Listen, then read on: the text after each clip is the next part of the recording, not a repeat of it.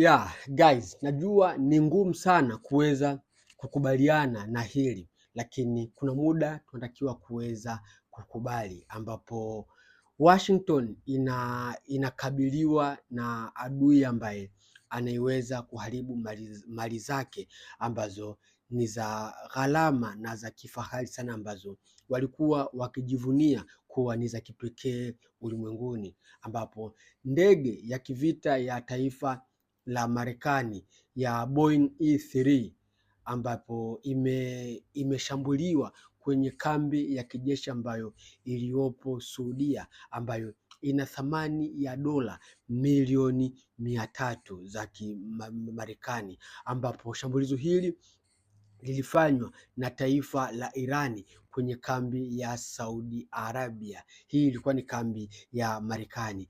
Guys, huu ni upinzani ambao ni mkubwa sana kwa mali au kwenye vita hii Marekani dhidi ya mpinzani wake ambaye ni taifa la Irani. Lakini pia dunia inaendelea kushuhudia ukatili ambao unaofanywa na taifa la Marekani na mwenzake Israeli kwa taifa la Irani, ambapo kuna hii video ambayo inayotembea ikimwonyesha mtoto akiwa amenasa kwenye kifusi cha udongo. Ukiona hapo kuna mguu wake, ambao hili ni shambulio ambalo lililofanywa na taifa la Marekani na Israeli kulenga maeneo ambayo yaliyokuwa na watu.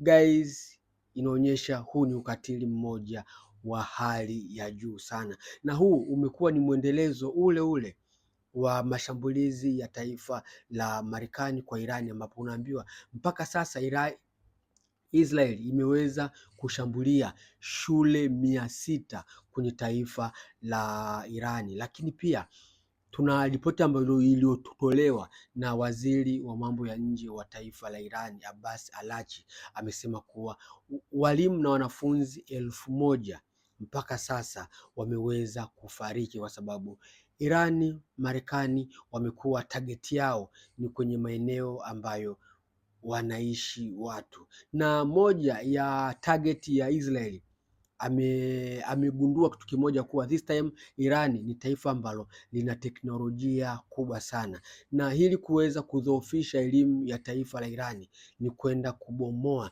vyanzo vya elimu vya taifa la Irani, na haya ni makosa makubwa sana ambayo Israeli anaenda kuyafanya. Tunaona nchini kwake waziri wa zamani wa taifa la Israeli anasema kuwa Netanyahu inabidi aweze kushtakiwa kwa sababu ya hili ambalo alilolifanya, kuliingiza taifa lake kwenye mgogoro ambao unakwenda kuathiri maisha ya Waisraeli wengi, na hawakutarajia hiki ambacho kinachoendelea. Kwa hiyo sauti zimekuwa nyingi zikionyesha ukatili wa taifa la Israeli pamoja na mshirika wake ambaye ni Marekani. Lakini pia kupitia spika wa bunge wa taifa la Irani amesema hii vita ya Irani itakuwa ni funzo kwa adui yoyote yule au mchokozi yoyote yule ulimwenguni, wa taifa moja kwa taifa jingine. Amesema Irani haitaweza kusimamisha hii vita mpaka pale ambapo mshindi atakapopatikana.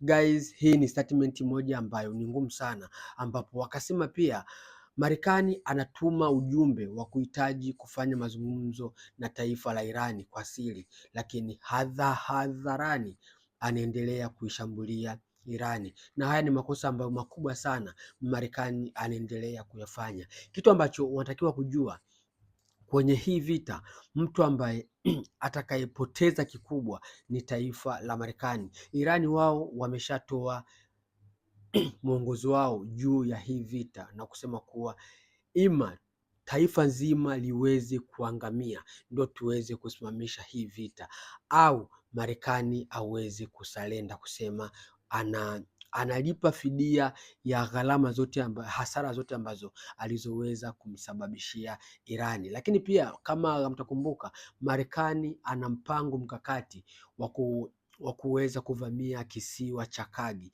ambacho hichi ni kisiwa ambacho 80% mpaka 90 ya uzalishaji wa mafuta nchini Irani wanategemea hiki kisiwa.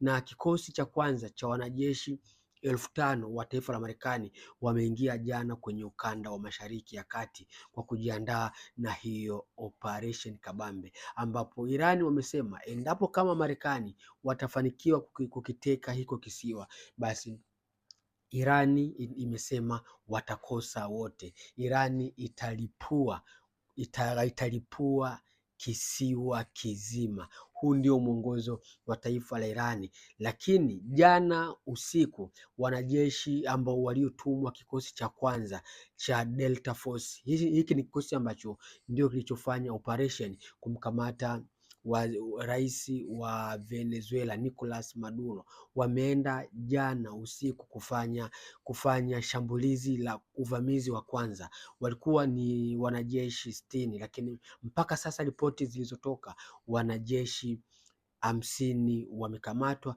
lakini wanajeshi 10 wote ni majeruhi. Guys, Irani ni taifa ambalo linakuja kuambia ulimwengu kuwa tunaweza kufanya kitu ambacho dunia ilikuwa haitarajii kama tunaweza kukifanya. Kwa hiyo Irani inakuja kutoa taswira mpya ulimwenguni kuwa Marekani ni taifa la namna gani.